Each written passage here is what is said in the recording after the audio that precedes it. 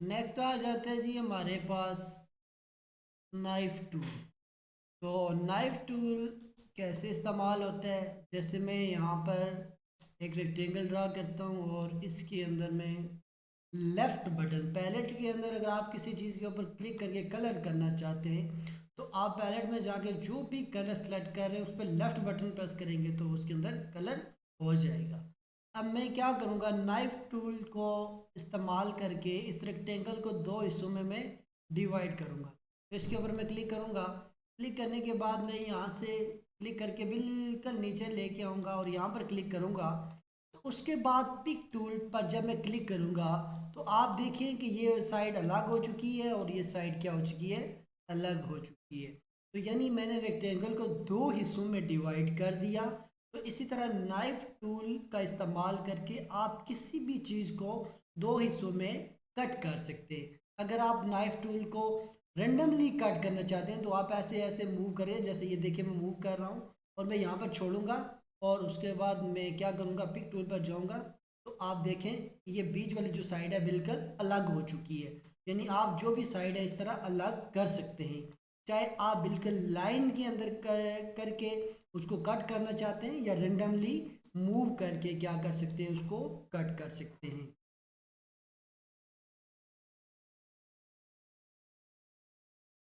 एक तरीका ये था नाइफ टूल का कि हमने जब कट किया तो वो रेक्टेंगल दो हिस्सों में डिवाइड हो गया। लेकिन अगर हम चाहते हैं कि ये दो हिस्सों में डिवाइड ना हो तो टॉप पे ये इसकी प्रॉपर्टी शो हो रही है जिसमें लीव एज वन ऑब्जेक्ट। जब लीव एज वन ऑब्जेक्ट पर हम क्लिक नहीं करते, ऑटो क्लोज ऑन कट पर करते हैं तो वो दो हिस्सों में डिवाइड हो जाता है। जब हम लीव एज वन ऑब्जेक्ट पर क्लिक करते हैं तो उसके बाद आप देखिएगा कि ये कट तो होगा लेकिन उसके बाद ये क्या होगा, यहाँ पे हम बिल्कुल स्ट्रेट लाइन पर क्लिक करके कट कर देते हैं और फिर पिक टूल पर क्लिक करते हैं तो ये देखिए ये मूव नहीं हो रहा, ये अलग अलग मूव नहीं हो रहा, ये कट हो चुका है लेकिन ये एक ही ऑब्जेक्ट मूव हो रहा है, दो अलग ऑब्जेक्ट मूव नहीं हो रहे। तो इसकी प्रॉपर्टी के अंदर दो ही चीज़ें इंपॉर्टेंट होती हैं, एक लीव एज वन ऑब्जेक्ट और एक ऑटो क्लोज ऑन ऑब्जेक्ट।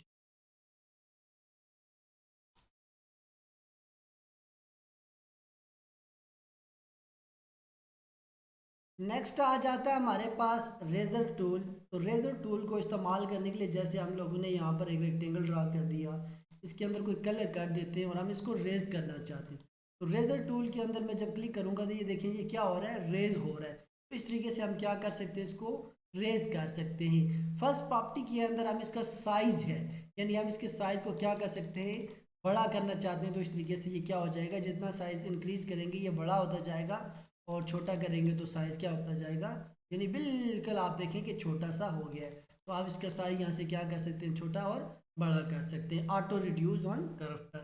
साथ आ जाता है जी कि सर्कल, अगर हमें सर्कल पे चाहिए तो ये देखें सर्कल पे हो रहा है, लेकिन अगर हमें रेक्टेंगल पे चाहिए तो मैं इसके ऊपर क्लिक करूँगा तो ये रेक्टेंगल पे कन्वर्ट हो जाएगा। यानी ये क्या होगा, रेक्टेंगल के तौर पर ये इसको क्या करना शुरू करेगा, रिमूव करना शुरू का। तो रेजर से बेसिकली आप क्या कर सकते हैं, रिमूव कर सकते हैं।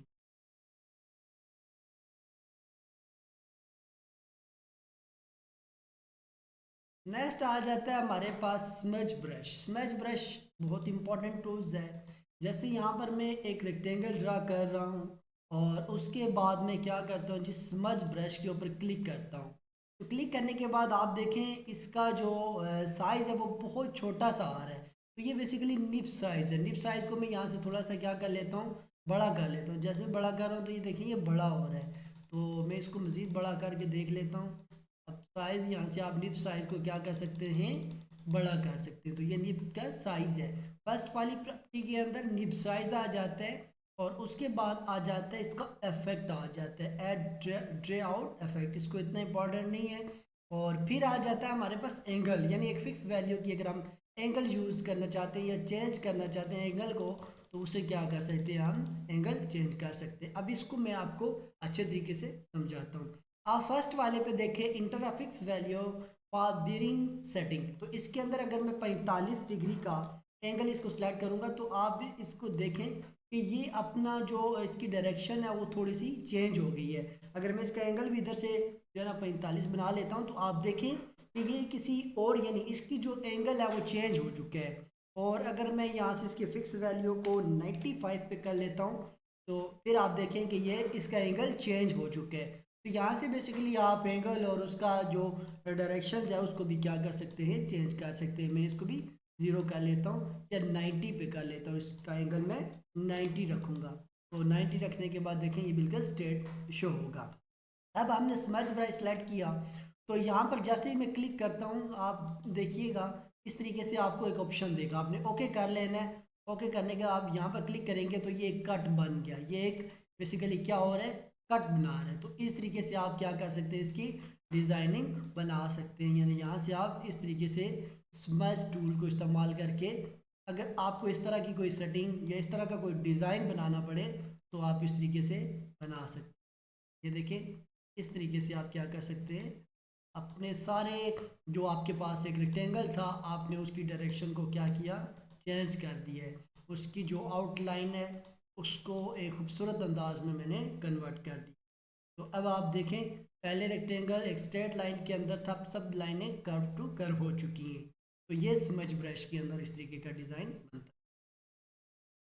नेक्स्ट आ जाता है जी हमारे पास रोफेन ब्रश। रोफेन ब्रश क्या होता है जी, इसके ऊपर आप रेक्टेंगल बनाएं तो इसका काम भी बेसिकली सेम टू सेम जो है वो स्मज ब्रश की तरह है। इसका भी निप साइज़ है, यहाँ से आप इसका निप साइज़ क्या कर सकते हैं, बड़ा कर सकते हैं। उसके बाद आ जाता है inter value of frequency spikes की। तो ये जो फ्रीक्वेंसी होती है स्पाइक की ये भी बहुत इंपॉर्टेंट होती है। अब देखें एंगल ये सेम टू सेम वही पहले वाला जो काम आपने किया है उसका, यहाँ पे लेफ्ट बटन जो है ना इस तरीके से हमने खींच के आगे लेके जाना है। ये देखें ये स्पाइक का आप साइज देख रहे हैं, ये जो डिस्टेंस है। तो अगर हम स्पाइक को यहाँ से बढ़ाना चाहते हैं हम 10 पे लेके जाते हैं और मैं यहाँ से खींच के यू डाउन लेके आता हूँ। अब आप देखें कि ये स्पाइक क्या है, बढ़ते जा रहे हैं। तो यहाँ से आप क्या कर सकते हैं, इस तरीके से इनका डिज़ाइन क्या कर सकते हैं, स्पाइक ऐसे क्लिक करने से भी होते हैं। अगर आप खींच के भी लेके जाना चाहते हैं तो खींच के भी लेके जा सकते हैं। जितना आप बड़ा निप साइज़ रखेंगे तो आप देखेंगे कि उसके जो स्पाइक हैं वो इतने बड़े क्रिएट होना शुरू हो जाएंगे। ये देखिए अब इस स्पाइक के अंदर आप देखें ये कितने, यानी इनका साइज़ क्या है और इनका साइज़ क्या है। तो स्मज ब्रश और रूफन ब्रश जो होता है सेम टू सेम एक डिज़ाइनिंग के लिए इस्तेमाल होता है। तो इस तरीके से आप इसमें यहाँ से अगर मैं लेफ़्ट बटन प्रेस करके यहाँ तक लेके आऊँ इस तरीके से आप क्या कर सकते हैं, स्पाइक इनकी बना सकते हैं। नेक्स्ट आ जाता है हमारे पास, आप देखें तो शेप टूल के अंदर इसका आ जाता है free transform tool. Free transform tool क्या होता है, जैसे मैं यहाँ पर एक ऑब्जेक्ट बनाता हूँ और इस ऑब्जेक्ट के अंदर कोई कलर भी कर देता हूँ और फिर मैं जाता हूँ फ्री ट्रांसफॉर्म टूल के अंदर तो इसकी प्रॉपर्टी शो हो जाती है। फर्स्ट प्रॉपर्टी के अंदर वो कहता है फ्री रोटेशन टूल। इसकी मदद से आप इसको रोटेट कर सकते हैं। देखिए मैं इसको क्या कर रहा हूँ, रोटेट कर रहा हूँ। आप इसको क्या कर सकते हैं, रोटेशन दे सकते हैं। नेक्स्ट आ जाता है हमारे पास फ्री एंगल रिफ्लेक्शन टूल। ये रिफ्लेक्ट हो रहा है, ये क्या हो रहा है, ये रिफ्लेक्ट हो रहा है। तो इस तरीके से आपको नेक्स्ट क्या कर सकते हैं, इसकी रिफ्लेक्शन चेंज कर सकते हैं। फिर आ जाता है free scale tool. Free scale tool से आप देखें आप इसको इस तरीके से मोड़ सकते हैं। आप इस तरीके से इसकी डायरेक्शन बनाना चाहते हैं, आप ऐसे बनाना चाहते हैं, आप इस तरीके से इसको कन्वर्ट करना चाहते हैं तो ये फ्री स्केल टूल से क्या होता है, चेंज होता है। ये देखिए आप इसको जितना बड़ा करना चाहते हैं ये यानी फ्री फ्री होना शुरू हो जाता है। ठीक है, इसको जितना हम क्लोज करेंगे तो ये क्लोज होना शुरू हो जाएगा, वरना ये फ्री स्केल टूल होना शुरू हो जाएगा। फिर आ जाता है फ्री स्क्यू। स्क्यू स्क्यू से क्या होता है, ये देखें हम इसको स्क्यू कर रहे हैं, हम आपको इसको किसी भी एंगल के अंदर स्क्यू कर सकते हैं। तो ये आ जाता है। नेक्स्ट आ जाता है ऑब्जेक्ट की पोजीशन, ये किस पोजीशन में है। तो ये पोजीशन का आप साइज़ यहाँ से चेंज कर सकते हैं। फिर आप ऑब्जेक्ट का साइज़ चेंज कर सकते हैं। और फिर ये उसी तरीके से मिरर है, नीचे वाली साइड ऊपर करनी है, ऊपर वाली साइड नीचे करनी है, वो कर सकते हैं। आप इसका एंगल चेंज कर सकते हैं। अगर यहाँ पे मैं 90 एंगल पे इसको लेके आता हूँ तो ये देखिए आप 90 एंगल पे आ गए। अगर मैं यहाँ से इसको 180 एंगल पे कन्वर्ट करना चाहता हूँ तो ये 180 एंगल पे कन्वर्ट हो। फिर इसका सेंटर है, सेंटर ऑफ रोटेशंस क्या होनी चाहिए, और ये सेम काम करता है। ये डुप्लीकेट करने के लिए अगर हम इसका डुप्लीकेट बनाना चाहते हैं तो हम यहाँ से डुप्लीकेट भी बना सकते हैं।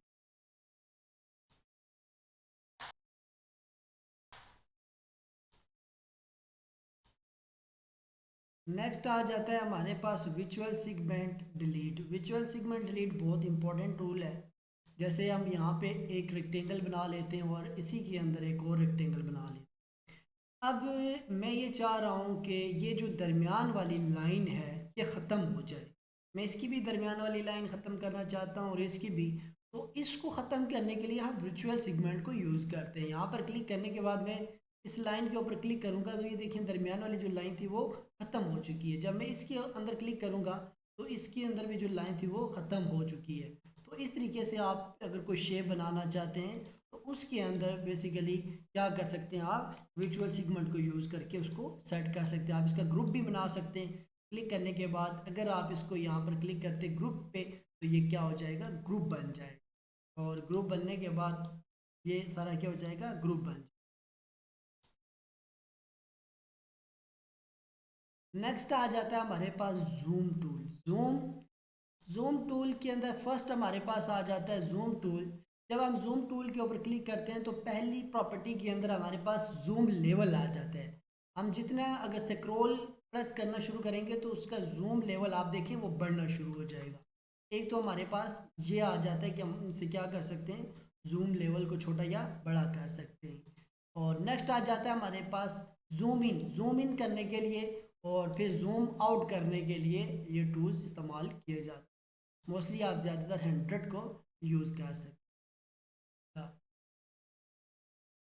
नेक्स्ट आ जाता है हमारे पास जूम टू सिलेक्ट, यानी सिलेक्टेड। अगर मैं इसको क्लिक करता हूँ या मैं इधर से यहाँ पर कोई ऑब्जेक्ट सेलेक्ट कर लेता हूँ, जैसे मैंने एक ऑब्जेक्ट सेलेक्ट किया हुआ है ये वाला।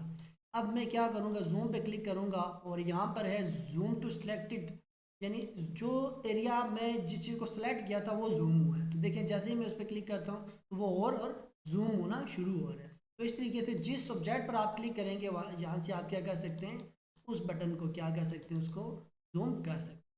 नेक्स्ट आ जाता है जूम टू ऑल ऑब्जेक्ट। जितने ऑब्जेक्ट्स जो मैंने चीज़ें बनाई हैं वो सारी की सारी क्या होना शुरू हो जाएंगी, वो जूम होना शुरू हो जाएंगी।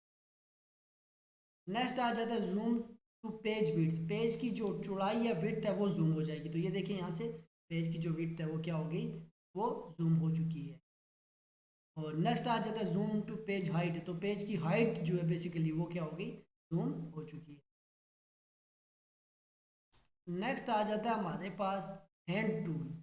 हैंड टूल बहुत इंपॉर्टेंट टूल है। इसके ऊपर क्लिक करने से अगर मैं लेफ़्ट से राइट की तरफ यानी ये कोई चीज़ लेके जाना चाहता हूँ तो आप पूरे पेज को क्या कर सकते हैं, ऐसे मूव कर सकते हैं। ये देखें आप जिसको जिधर ऊपर करें नीचे करें जिस तरीके से भी आप डायरेक्शन को करेंगे पूरा वर्क एरिया और देन पेज क्या होगा, मूव होगा।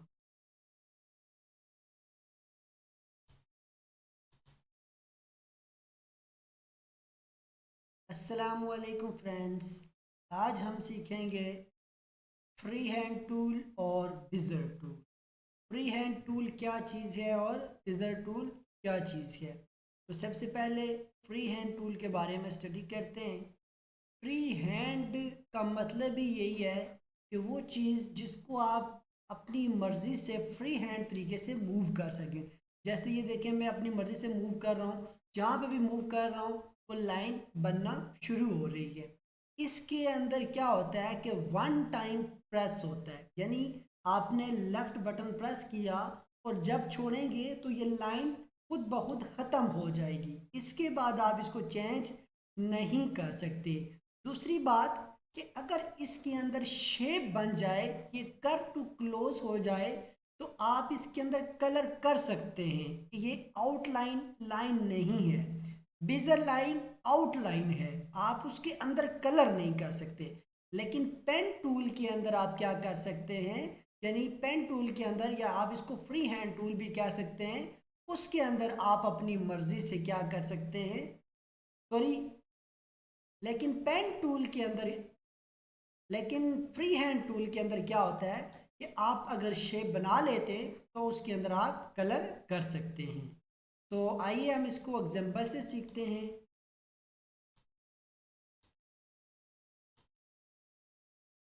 फ्री हैंड टूल, एक तो मैंने आपको तरीका बता दिया कि आप अगर रेंडमली यूं प्रेस करना शुरू कर देते हैं तो जब तक आप लेफ़्ट बटन छोड़ेंगे नहीं ये लाइन क्या होगी, ये अपनी डायरेक्शन चेंज नहीं करेगी।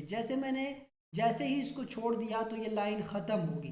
ख़त्म होने के बाद सबसे पहली चीज़ आ जाती है हमारे पास ऑब्जेक्ट की पोजीशन, कि ऑब्जेक्ट किस पोजीशन में है। फिर आ जाता है हमारे पास ऑब्जेक्ट का साइज़, इसका साइज़ क्या है। अगर यहाँ पे 15 लिखा है और यहाँ पर आप 4 लिख लेते हैं, 48 का लेते हैं, तो ये देखिए इसका साइज़ बड़ा हो गया। तो इस तरीके से आप इसका साइज़ क्या कर सकते हैं, छोटा या बड़ा कर सकते हैं। फिर आ जाता है इसका एंगल, आप यहाँ से एंगल चेंज कर सकते हैं।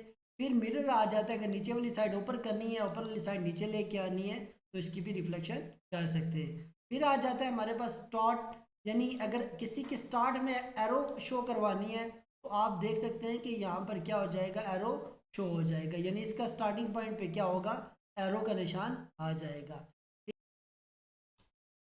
फिर हमारे पास आ जाता है जी इसका साइज़। अगर आप इसका साइज़ जो ये लेंथ है, यानी फिर आ जाता है जी इसका साइज़, आप इसकी जो शेप है उसको भी चेंज कर सकते हैं, यानी इसकी लाइन की शेप को भी यहाँ से आप मुख्तलिफ एंगल के अंदर या डिज़ाइनिंग में कन्वर्ट कर सकते हैं। फिर इसके अगर एंडिंग पॉइंट में एरो लगाना चाहते हो तो यहाँ से वो भी लगा सकते हैं। अगर इसके साइज़, आप लाइन का साइज़ छोटा बड़ा करना चाहते हैं तो आप इस तरीके से लाइन का साइज़ भी छोटा बड़ा कर सकते हैं। अब देखें मैंने यहाँ पे डॉट्स वाली दी है, अगर दूसरी लाइन दूंगा तो वो इस तरीके से शो हो जाएगी। और यहाँ पर क्या होगा, ये आउटलाइन का विड्थ है, अगर इसकी विड्थ में बड़ी करना चाहता हूँ तो यहाँ से आप इसकी जो विड्थ है वो भी बड़ी कर सकते हैं। एक एग्जांपल ये आ गई। दूसरी एग्जांपल मैं आपको फिर सिखाता हूँ इससे, यानी फ्री हैंड की एग्जांपल इस तरीके से। नेक्स्ट आ जाता है हमारे पास बिजर टूल। तो बिजर टूल के अंदर आप क्या कर सकते हैं कि दो पॉइंट को आपस में मिला सकते हैं। जैसे मैंने यहाँ पर क्लिक किया, इसको क्लिक, जब तक मैं इससे आउट नहीं होता ये चीज़ें बनती जाएंगी, यानी जब भी मैं जिधर भी क्लिक करूँगा इसकी लाइन ख़त्म नहीं हो रही। जबकि फ्री हैंड टूल में वन टाइम क्लिक करने के बाद जो जगह थी वो ख़त्म हो जाता है, उसके बाद आप दोबारा दूसरी लाइन क्रिएट कर सकते हैं। लेकिन बिजर टूल के अंदर ऐसा नहीं है, जब तक आप दो लाइनों को आपस में जोड़ते नहीं हैं, दो नोड्स को, तब तक वो सारे पॉइंट ख़त्म नहीं होते। मैंने यहाँ पर लाकर इनको आपस में जोड़ दिया तो ये देखें, इसके बाद मैं जिधर भी क्लिक करता हूँ एक नई लाइन बनना शुरू हो जाती है। तो अब मैं इनको आपस में जोड़ दूंगा तो ये आप देखें कि उसके बाद ये तीसरी शेप बनना शुरू हो जाएगी आपस में, यानी अलग अलग हो जाएंगे। अब इसके अंदर सपोज करें मैं फर्स्ट वाली पे कलर करना चाहता हूँ तो इस पर कलर नहीं होगा, क्योंकि ये क्या है इसके अंदर। अब मैं फर्स्ट वाली पे क्लिक करता हूँ, अब अगर मैं फर्स्ट वाली पे क्लिक करता हूँ तो उसकी शेप जुड़ चुकी है, उसके अंदर कलर मुमकिन है। जिन चीज़ों को आपस में मिला दिया जाए उसके बाद अगर उनको आपस में कलर करना चाहते हैं तो कलर किया जा सकता है। तो विज़ार्ड टूल के अंदर बेसिकली इस तरीके से है कि आप कोई भी जो शेप बनाते हैं वो उस वक्त तक नहीं रुकती जब तक उनके लास्ट नोड आपस में जुड़ नहीं जाते।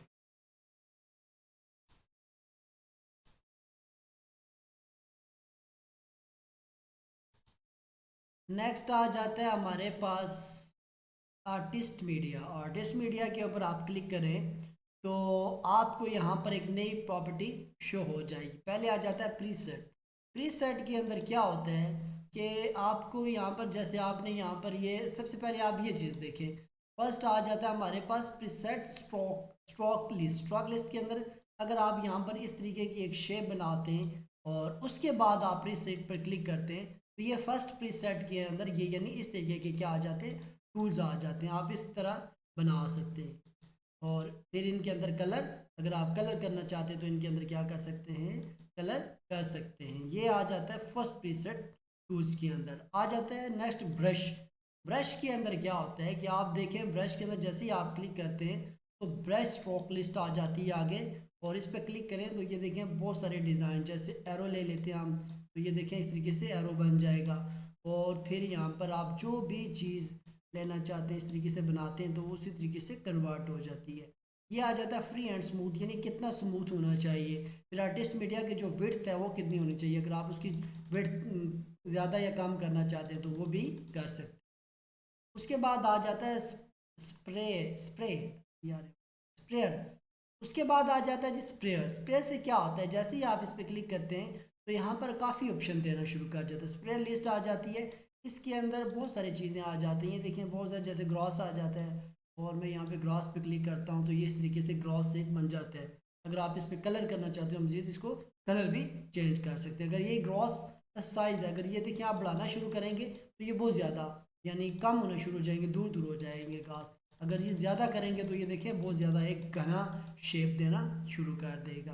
तो ये यहाँ से सारी चीज़ें आ जाती हैं। फिर उसी तरीके से आप फ्री एंड स्मूथ कितना होना चाहिए, कितना वो बेहतर यानी स्मूथ बनाए, यहाँ से आप कर सकते हैं। फिर रेंडमली अगर करना है, स्केलेटली करना है, आप इसको इस तरीके से रेंडमली कर सकते हैं, बाय डायरेक्शन कर सकते हैं। ये देखिए बाय डायरेक्शन करना चाहते हैं तो ये इस तरीके से इसका जो है ना कन्वर्ट हो जाएगा। नेक्स्ट आ जाता है हमारे पास पेन टूल। पेन टूल और बिजर टूल का काम सेम है। पेन टूल बेसिकली ये भी जब तक हम इसको दो पॉइंट्स के दरमियान आपस में जोड़ते नहीं हैं तो ये मूव होता रहता है, यानी अपनी जो वर्किंग उसको क्लोज नहीं करता। जैसे मैं यहाँ पर क्लिक करने के बाद छोड़ूंगा नहीं, अगर मैं लेफ़्ट बटन छोड़ देता हूँ तो ये सीधा हो जाएगा। मैं इसको छोड़ नहीं रहा, मैं इसको थोड़ा सा चेंज करूँ तो ये ऐसे हो जाएगा। अब मैं इसको अगर यहाँ से मूव करना चाहता हूँ, यहाँ से इसको आपस में क्लोज करना चाहता हूँ तो ये आप देखें ये क्या हो जाएगा, एक कप शेप बन जाएगा। इसके अंदर मैं कलर करना चाहता हूँ तो अब कलर कर सकता हूँ। अगर मैं स्ट्रेट लाइन चाहता हूँ तो ऐसे में क्लिक करूँगा तो ये एक यानी इस तरीके से एक शेप बन जाएगी। इस तरीके से पेन टूल का और बिजर टूल का जो काम है वो सेम है। टॉप पे इसकी प्रॉपर्टी चेक करें तो ऑब्जेक्ट की पोजीशन सेम है, ऑब्जेक्ट का साइज़ आ जाता है, उसी तरह एंगल आ जाता है, फिर मिरर आ जाता है, फिर वही एंडिंग पॉइंट। और फिर अगर इसकी हम जो है ना कोई लाइन की डिज़ाइन देना चाहते हैं और इसकी लाइन का जो साइज़ छोटा बड़ा करना चाहते हैं तो वो सेम टू सेम काम जो बिजर टूल के वो पेन टूल की।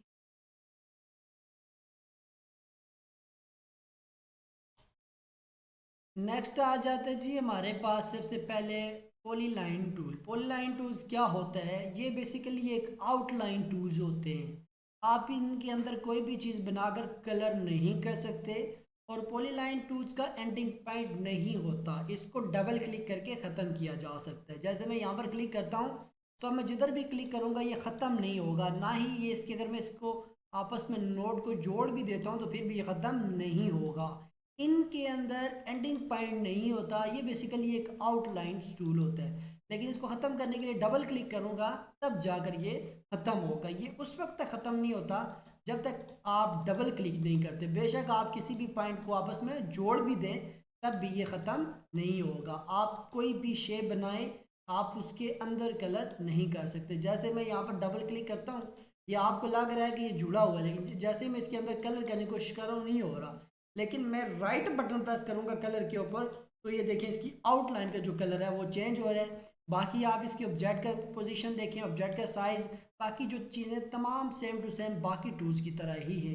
और यहाँ से अगर इसका मैं साइज़ बड़ा करना चाहता हूँ तो ये आप देख सकते हैं इसका साइज़ भी बड़ा हो गया। लग तो ऐसे रहा है कि ये आपस में जुड़ा हुआ है, लेकिन ये पॉलीलाइन जो टूल्स होता है इसका एंडिंग पॉइंट नहीं होता।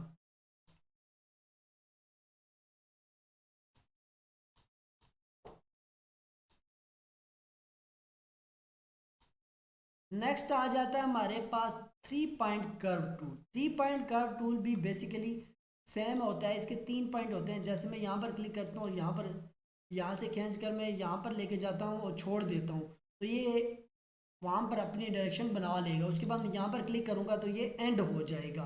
तो ये भी बेसिकली एक आउटलाइन टूल है और इसका जो काम है वो सेम टू सेम यानी पॉलीलाइन टूल्स की तरह ही ये काम करता है। और ये आउटलाइन टूल है यानी इससे हम सिर्फ आउटलाइन कोई बना सकते हैं और आउटलाइन की चेंजिंग कर सकते हैं।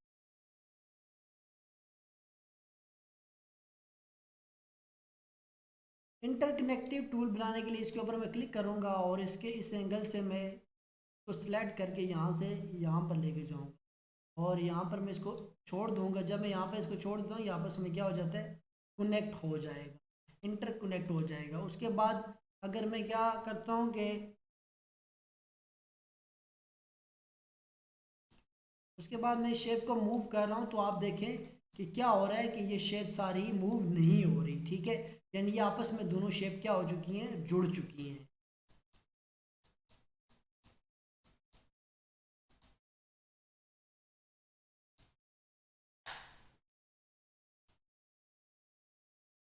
नेक्स्ट आ जाता है जी के डायमेंशन टूल। डायमेंशन टूल से क्या होता है कि जैसे मैंने यहाँ पर एक रेक्टेंगल ड्रा किया और फिर नेक्स्ट आ जाता है हमारे पास डायमेंशन टूल। तो डायमेंशनल टूल फाइंड करने के लिए मैं जैसे यहाँ पर एक रेक्टेंगल बना लेता हूँ और इस पर क्लिक करके इसको डिलीट कर लेता हूँ, इस पर क्लिक करता हूँ और फिर मैं डायमेंशन को सिलेक्ट करता हूँ। अब मैं यहाँ पर क्लिक करने के बाद मैं इसको यहाँ पर लेके आता हूँ, मैं अंदर वाला एंगल फाइंड करना चाहता हूँ। यहाँ पर क्लिक करने के बाद मुझे पूछ रहा है कि आपने बाहर कहाँ पे इसका एंगल फाइंड करना है। मैंने यहाँ पर क्लिक करना है यहाँ पर, तो ये देखें ये मुझे ये बता रहा है कि ये 34 डिग्री पर ये इसका एंगल आ रहा है, यानी यहाँ से लेकर यहाँ का जो एंगल है वो क्या है 34 डिग्री पे है। तो आप टॉप पे चेक करें, अगर आप इसकी डिग्री के हिसाब से इसका रेडियन फाइंड करना चाहते हैं, ग्रेडियंट फाइंड करना चाहते हैं, रेडियन फाइंड करना चाहते हैं, ग्रेडियंट फाइंड करना चाहते हो, तो यहाँ से आप क्या कर सकते हैं फाइंड कर सकते हैं। फर्स्ट प्रॉपर्टी के अंदर अगर ऑटो डायमेंशन टूल करनी है तो हम ऑटो पे चला जाएगा, ऑटोमेटिकली करेगा। अगर वर्टिकल डायमेंशन करनी है तो वर्टिकल, हॉरिजॉन्टल करेंगे तो हॉरिजॉन्टल पे चले जाएगी। अगर आप इस तरीके से तमाम टूल्स को क्या सिलेक्ट करके एंगल इसका फाइंड कर सकते हैं।